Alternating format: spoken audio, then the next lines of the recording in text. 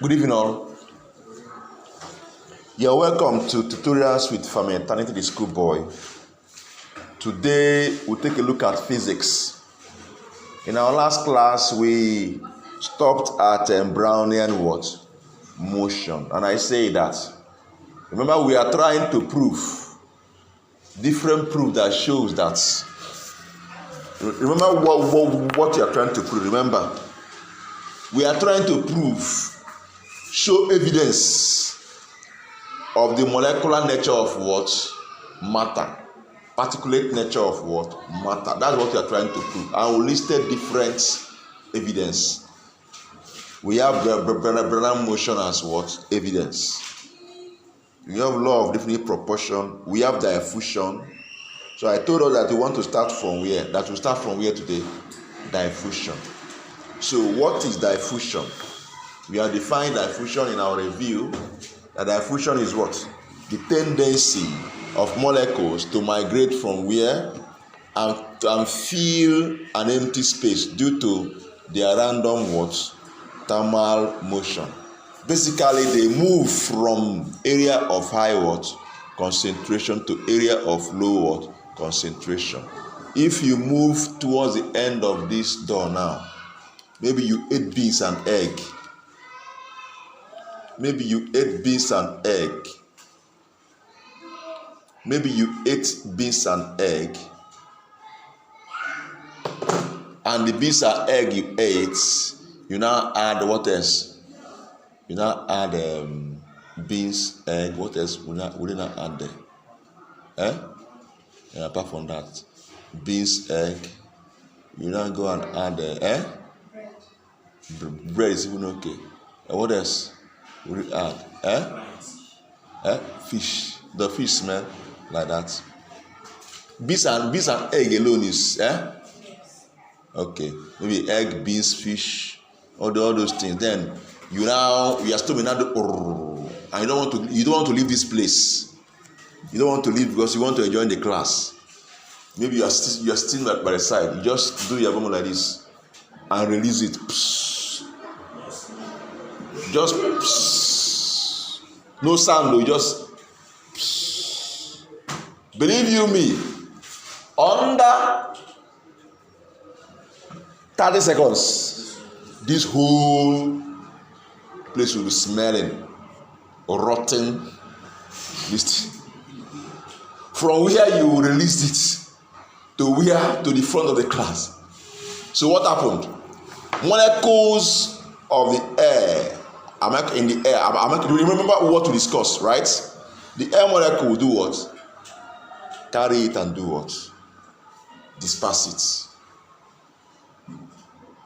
Am I communicating? And take it will enter my nose. I wanna say, who did this thing here? That is called what? Diffusion. It's called what? Diffusion. Diffusion can take place in a gas, can take place in liquid, can take place in where? Solid. But that of solid is very, very what? Slow. Okay? Can take place in gas, can take place in liquid, can take place in what? So that one is diffusion in gas. The one you release from your bum and it came to enter my nose here. Is from where? Is diffusion. The medium is what? Gas. Okay, that diffusion of gas. So now,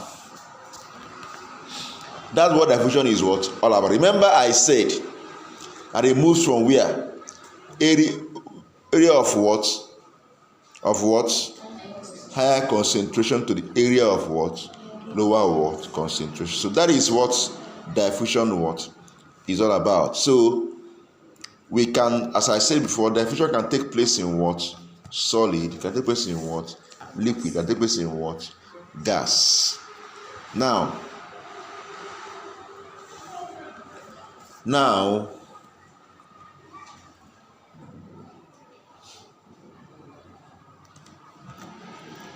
what are factors that can affect diffusion? What are factors that can affect diffusion? You only pointed out that temperature can affect what? Diffusion, right?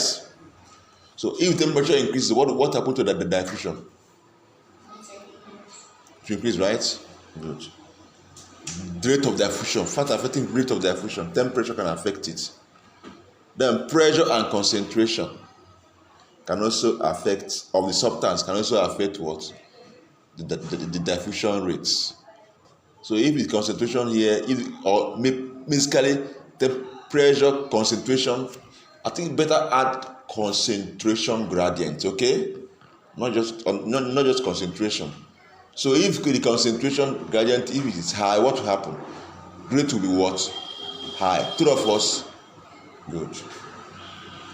The medium of diffusion also important. Medium through which it happens. Medium. Compare gaseous medium, compare liquid medium, and compare what? Solid medium. Which of the mediums will have the highest rate of diffusion? Gas medium, right? Followed by what? Sorry. So medium also do what? Diffusion medium also do what? Affect rate of what? Diffusion. Then the mass of the substance also affect the rate of what? Diffusion. So what do you think mass of the substance will do to the rate of diffusion? Will the mass increase the mass higher? The higher the mass, will it increase the rate of diffusion, or will it reduce the rate of diffusion? It will do us. What do you say? Increase how? Explain. How? Sun that has higher mass, will it diffuse faster than the one with lower mass? So what do you say increase? Think before you answer questions, please. The answer is what? Is decrease. It will decrease. So the higher the mass, the lower the rate of what? Diffusion. So that means mass is rate of diffusion is inversely proportional to what? In fact, when you go to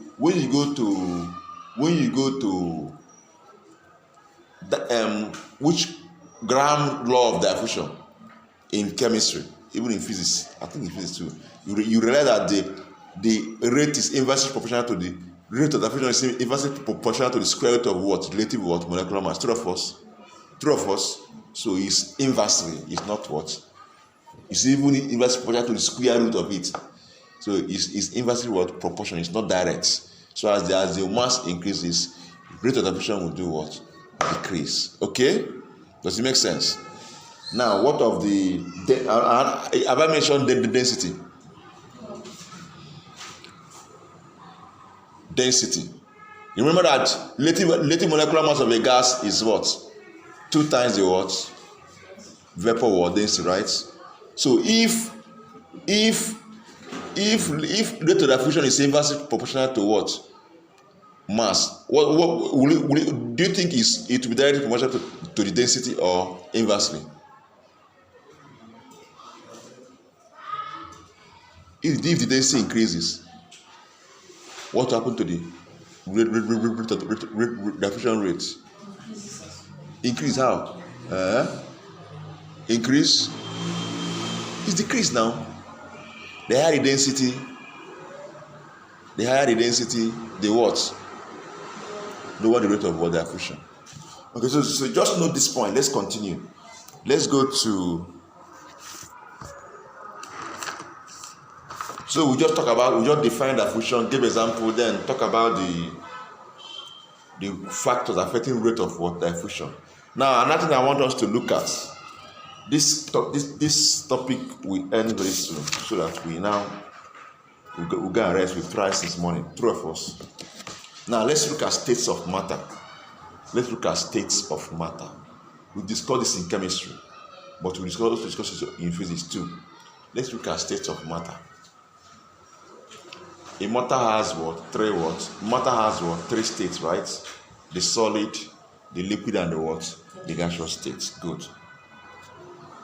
So let's look at the solid. What actually happened in solid states?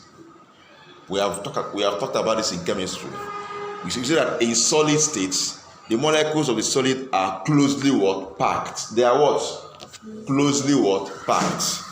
And they are held rigidly together by what? Intermolecular forces of what? Cohesion. There's intermolecular, the force of cohesion between the molecules of the what? Solid. They are held together by intermolecular forces of what? Cohesion. Am I communicating? Now, these this intermolecular force that he said made them to be what? Rigid. And because of that, the molecules of solid are in fixed what? Position. Even though they can what? They can vibrate, they can do what? Vibrate, but they are vibrating or moving around a fixed what? Position. They don't leave that what? Position, because they are held firmly by the intermolecular forces of what? Cohesion. So that's what happened. That's what happened in solid. Now, so what is the implication of this? This helps the solid to have a definite shape. Because of this, solids have a definite shape and what? Volume. They have the definite shapes and volume. Because of this firm position, they have definite shape and what? Volume. And you cannot pour a solid. Can you pour a solid? Solid cannot be what? Poured, because they have a definite what? Shape and what? Volume. So they can be poured. But look at what happened. When you now apply heat to that solid, see what will happen. These molecules that are held together by intermolecular forces, they will, as you are applying heat, temperature is increasing, they are gaining kinetic what? Energy. Am I communicating? They are gaining kinetic energy. And as they are gaining kinetic energy, they will be gaining energy. This energy they get to a point where the average kinetic energy of these molecules will be more than the what? The intermolecular forces holding them. So if the energy they possess is greater than the intermolecular forces holding them, what will happen? There will be break. They will break away. There will be a break from the what? Intermolecular force. Any question? I ask. Can stone be melted? He asked if stone can be melted. Can stone be melted? That's a very important question. I've not seen stone melted, but judging from what we say about solid, first of all, as you said, what is the content of, what is constraint of stone? First of all, what make up stone in the first place?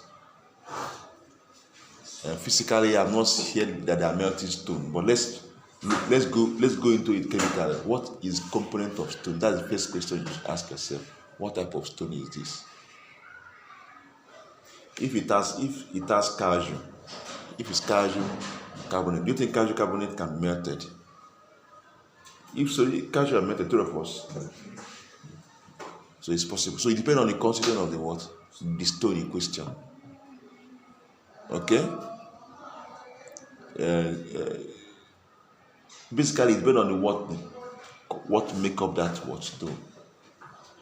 Like now, sand. You can say sand. We know about sand. Can sand be melted? Sand is what? Silicon what? Oxide. Is it dioxide or simple or silicon 4 oxide? Which one? It's SiO, right?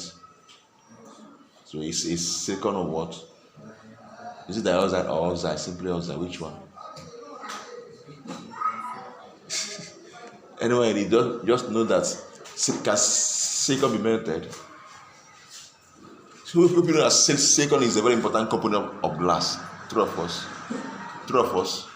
So I believe it can be melted. True of us. So don't mean that sand can be melted. If silicon can be melted, you cannot melt sand. What are you talking about? You say. We are not talking about how we can melt it. We want to know basically you need to know the constraint and to know whether you can melt it. There are nothing you cannot melt in this life. But the temperature differ. Do you have what it takes? Do you have what it takes to withstand the melting? Maybe as you are melting, what you are using to melt will also melt. True of us. So it depends. But that question is important. Naturally, in real life scenario, I've never seen for the first time where they are melting stone. I've never seen that. But thank you for that. I think I'll research on that. Let me find out whether there's a place that are doing it in real life. I've never. But I'm just speaking from the chemical components. Am I communicating? Good. Huh? You have. You watched the video. Where the melting what? Stone. Okay, no problem. After you send me the link of the video. Oh, all right. I want to watch it.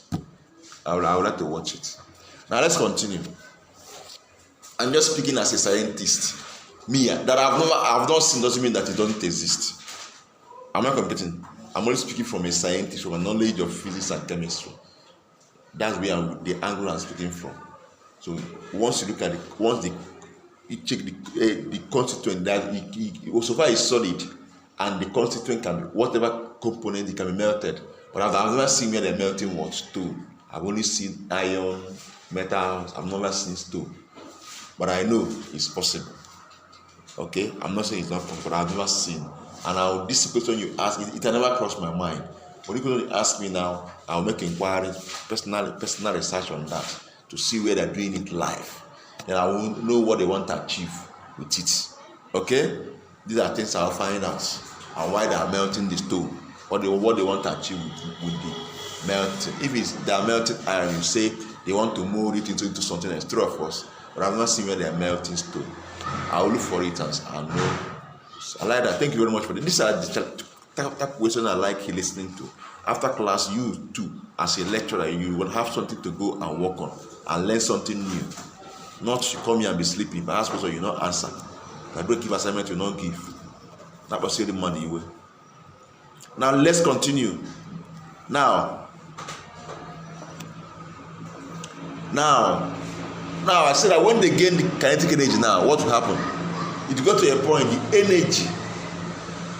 energy they possess will be greater than the energy, the force holding them what? Together. And when that happens, what will happen? To break, right? That force of attraction will be broken. And when that happens, they will be freer than when they were held together. At least they can move around, okay? They can move what?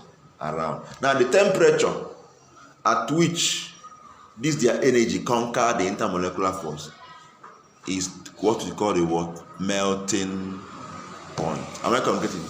This is what we call the melting what? Point. Now let's continue. Now at that moment where the bond holding them before, at that moment, as the bond is broken, they move to what? Liquid. They move to what? Then they're no longer solid because they become pourable. You can now pour them. Am I communicating? You can now pour them. They are no longer rigid, and they will lose their shape. These are things that happen to them. One, they will lose their shape. They will become pourable. You can pour them. They can only take the shape of the container where you do what? Pour them. Look at liquid now. See water as a liquid. Pour water here is shapeless, true of course. But pour water in a container, it takes the shape of the container. How will you know that the water takes shape of the container? Maybe the container is like this. It's like this. Maybe the container is like this. The container is like this, right? See how the container is. One funny shape. And you pour water inside that container. The water you pour on this table has no shape, right? You just be rolling around, flowing on the desk, right? And pour away. Because it has no definite shape. Unlike sorry that it's like this, keep it here, you stay like that. But water pour it will just be flowing. There's no particular shape. It will take the shape. You pour it in the container that looks like this, that looks like necker, and pour it there, and put it in the fridge and freeze it. It will become solid water, right? Ice is solid water. I hope you know. It will become solid. Now if you break, destroy that container, tear it up. What you see is solid water that have this shape. True of us, because it has taken the shape of the what? container. Once you melt it from solid, it goes to liquid. The particles, the molecules will get energy and break the bonds, and it turn to what? Liquid. It will become shapeless. True or false? And become pourable. Can you pour ice block? So the ice block is not pourable, right? But once you melt it, when you add heat and the molecules get energy, they will break off from the intermolecular forces of cohesion, and they become what? Liquid water, and you can now easily do what? Pour it out. How many of you have put water in the fridge and leave it and come out and you want to drink water? The water will become block. What are you going to do? You either heat it or you leave it on your table for some time. The temperature, room temperature, it will come up to, you know that at that point, temperature is around what? How many degrees Celsius at that point? -2, okay? 0, as case may be, come down to minus, but it's not above 0. Hope you know. Now at that point, now if you now keep it on your table in your room, and the room temperature is what? 25 degrees Celsius. So that room temperature will make will be adding energy to the what? To the molecules, and they'll gain energy, because you know that heat gain, heat loss, heat transfer, because heat will always move from the region of higher temperature. Remember that heat will always move from region of higher temperature to region of what? Lower temperature. The temperature in the surrounding room is 25 degrees Celsius. That ice block is, call it 0 or minus, as case may be, degrees Celsius. See what will happen. The heat will flow from this higher temperature now, and the temperature of the will be coming up. True or false? The molecule are gaining. Do you know what the temperature? Why the temperature is coming up? The molecule are absorbing energy, heat from the surrounding, and they are gaining energy, and they are moving. As they are moving, the temperature is what? Going up. To get to a point where they will break up and become normal liquid at room temperature. They become like this. At that time, their temperature there's now an equilibrium with the surround. True of us, and when that happen, they become liquid and they lose this shape. Immediately it happen. You see them, they collapsing. True of us, the ice block will be collapsing, and become what? Ordinary water, liquid water. This is what happens. So at that melting point, that temperature, it will break and form what? Liquid water. So this is what happened. So is there a standard for room temperature? Room temperature is 25 degrees Celsius. Okay? 25 degrees Celsius. Now, so this is all about what happened in solid. Any question? Now let's go to, apart from there are situations whereby solid move directly from solid to gas. Hope you know. That one is an exception. We call it what? Sublimation. Now let's continue. Let's look at liquid. What happens in liquid? To comparing liquid and solid, the molecules of the liquid, they are freer, right? They are freer. They can flow. They are freer than what? Solid, right? Now, but if you still apply more heat, see what will happen.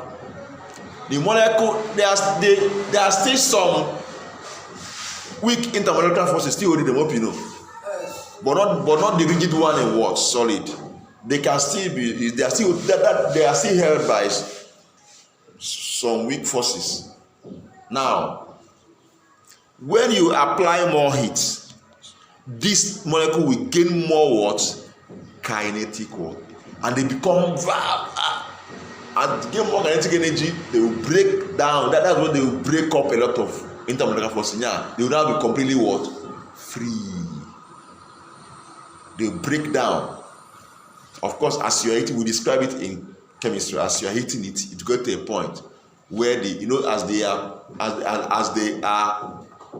bonds are being broken. They now start moving around. They now start exerting pressure, right, on the container, right? Good. As I exerting this pressure, there's prevailing atmospheric pressure, and in that particular area, in that particular environment you are, when the pressure exerted by the vapor, because first of all they will gain kinetic energy and escape the surface of the water. Liquid. Now, the vapor pressure around that place, when it gets equal to what? The atmospheric pressure, the liquid will start what? Boiling, right? We have discussed this in chemistry. Now, when this happens, the molecule have already become vapor. They've left this thing. So that's what happened. Now, that is if you are dealing with water, okay? Now, but generally, the increase in average kinetic energy of the molecule, which is caused by heat that you supplied, we break down the remaining intermolecular forces and they will be free and move around. And what happens is this: at this point now, of course, they have no definite shape. Hope you know. They have no definite shape. The volume, unlike liquid volume of, you can pour a liquid here. If you pour a liquid here, have you ever poured a liquid here? Look at this bottle. Have you ever poured a liquid in this bottle? In some highest it will be here, right? Depending on the volume you poured. This bottle is 35. This bottle is where is it? They didn't write it to. Where is it now? Okay, this bottle is 75 cl, and 75 cl is how many mil? How many centimeter make one millimeter? 750 mil. Good, I like that. 750 what? Mil. Now this 750 mil now, the only time the liquid you poured here will come up to this level is when it's what? The volume is 750 mil. True of us. It's only when you measure 750 mil of water and pour it, that will liquid. But the gas no send you. If you like, pour small gas here, gas will spread this, will come up to this place. Are you aware?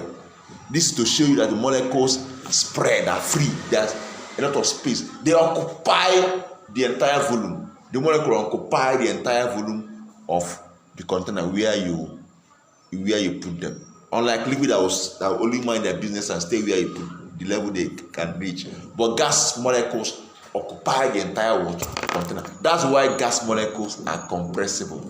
You can compress them. If you compress them, they will come down. They will come down. But you cannot compress liquid water. True of us. If you try to compress liquid, this will burst. True of us. True of us. So you can compress gas, but you cannot compress water. What will it form? No, just the volume to come down. It's not full. It's not. What do you mean by what will it form? I don't understand. Is it? You form liquid now. That thing is lighter. How will it form liquid? Explain.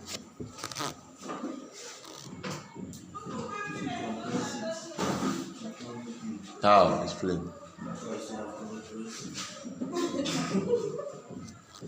There may be a sense in what he's saying, but I don't want us to go into that. But I want him to explain how. How?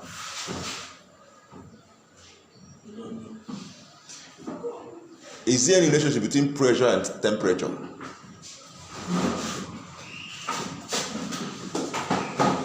Is there a relationship between pressure and temperature? Pressure law. Temperature and pressure, are they direct or indirect? Are they direct or indirect? At constant volume. Remember, at constant volume. Pressure and temperature, are they related? Find out. In the next class, you tell me. I don't want us to go into chemistry. Are they how? Is it inversely? Find out. Don't guess. Find out in the next class. If you go in that pattern, compression, if you compress something, the pressure is increased up, Are you aware?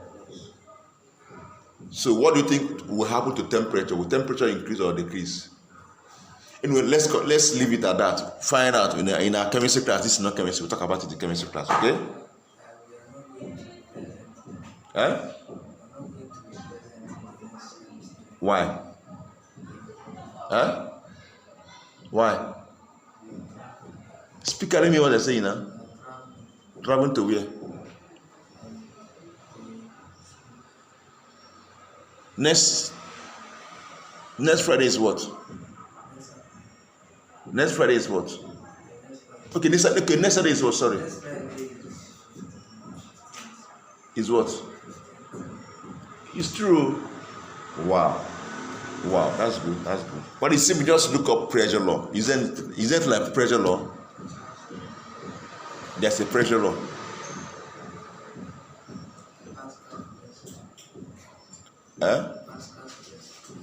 It's not partial pressure. There's no one that there's pressure law. But even though it's not that, but such pressure law. Okay? And check it and find out the relationship between is and what and the pressure of the gas and all those things. Find it and the temperature. Do you think compression can increase pressure?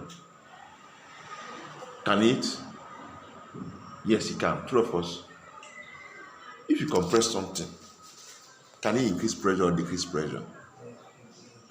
Of course, even from Boyle's law, as the volume of the gas decreases, pressure will do what? From Boyle's law. True of us. Then will increase temperature, it also increase pressure. Yes. Remember, as you are boiling the liquid, the vapor pressure will increase. True of us. Temperature is increasing. Vapor pressure will do what? Increase. Not true. And get to a point, the pressure will not become equal to the what? Atmospheric pressure. The liquid will boil. So increased temperature increases what? Pressure. Does it make sense? So if you compress a gas, from this thing I said, do you think it will turn to liquid?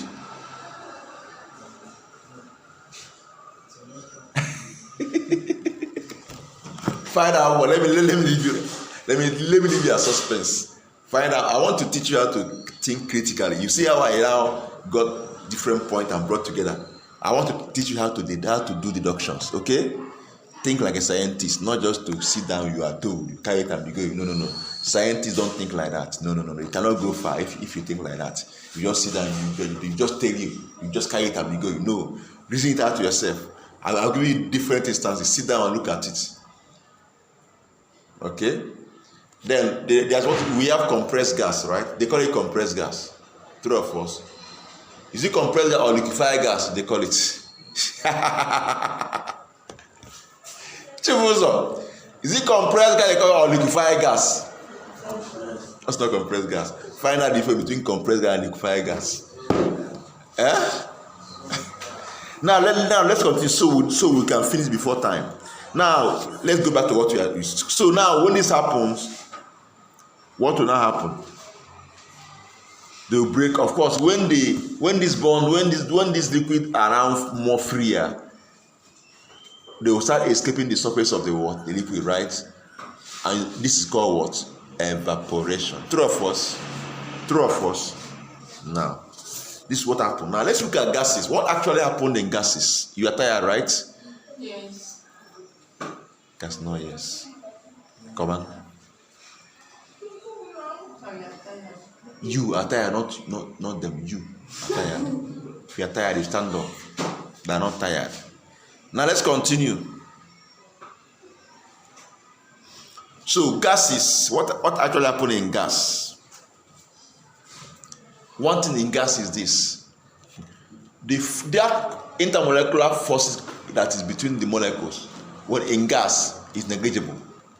You can ignore it because it has no effect. Gas molecules are just moving around the way they like. So the intermolecular forces in gas are what? Negligible. That's one point I want you to note. They are what? Negligible. Note that point. So that's why they move around in any direction they have. No restriction. They want to. No what? Restriction. So I think I've already told you that a gas has no shape, right? And if you pour it in the what? A container, they will take the entire volume of the what? Container. I have mentioned that, right? That's why you can compress them, okay? So you can easily compress gas more than what? Liquid and what? Gas. And liquid and what? Solid. Because their molecules are free. They are far. They can spread on their own. Okay? Do what? How will it look like after compression? How else will it look like? Do you actually know what is compression? Okay. Now see what is compression now. Let's assume this. You know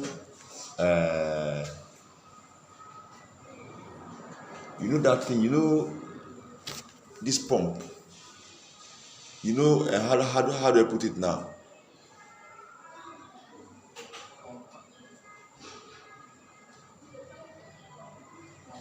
Okay. Let me use this as an example. If you put gas here now. Okay, now let me tell you something. Are you aware that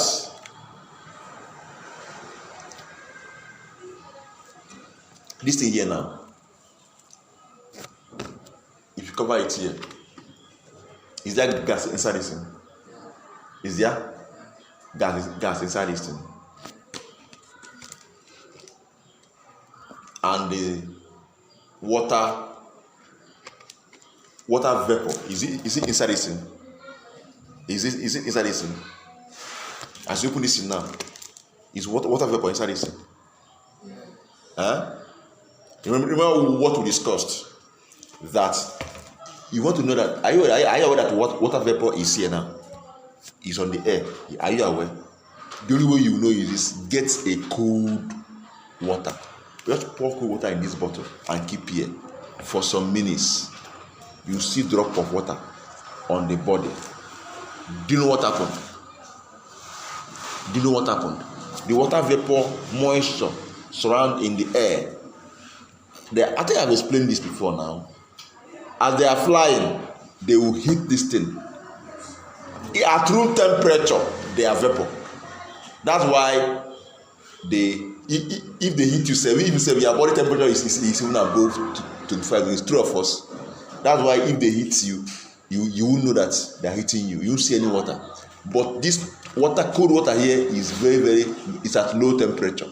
So as they hit it, because of this low temperature, remember I told you that energy move from region of where? High temperature to region of what? Low temperature. As they are at higher temperature, hope you know, than the liquid inside. As they hit this thing, there will be a drop. They lose their energy. They lose their kinetic energy. Those who are hit it will lose their energy and become trapped on the body and turn to what? Liquid. And turn to what? Liquid. So if that is the case now, do you now believe me that water vapor inside this thing? Now, let's assume this has a pump or something. A wood here that at the end of it has something like a circular in nature inside. You can push it, it will compress and hit the bottom. Now, is there anything? Can you be doing this thing and water will form? Can you be hitting it like this, pushing it to compress the air inside it, and water will form from that? Can you? It will remain there. If you release it, it will spread again. Is there an amount of this you do that water will form?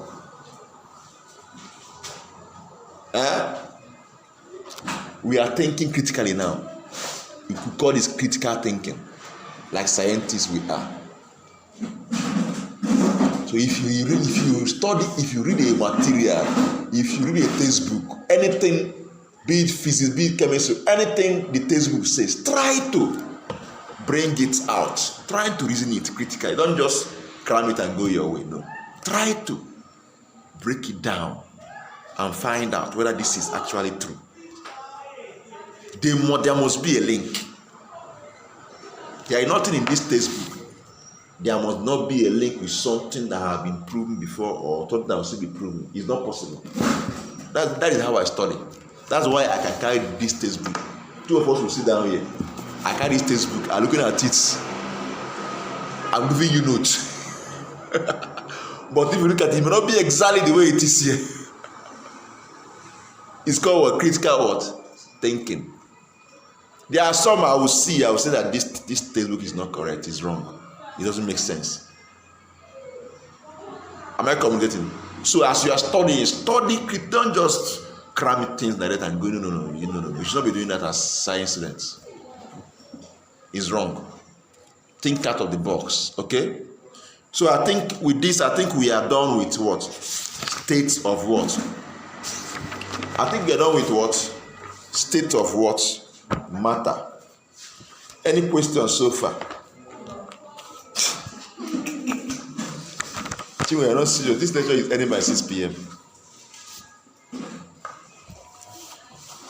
So, the next topic we are going to look into is what? Let me see.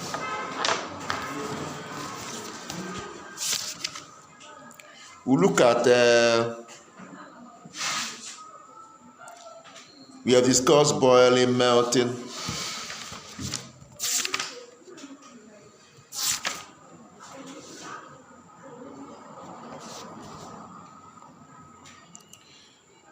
In our next class, we go into crystalline structure, okay, of substances. All right, I think we'll stop here. In the absence, do you have any question? In the absence, you will ask question. You're not serious. All right. In the absence of any question, I will stop here for today. Thank you very much. It's been a marathon time with people from morning till 6 p.m. That's good. That's good. So you go home and rest and do your assignment. If you don't do your assignment, I will allow you in the class next time. I mean it. All right. God bless you.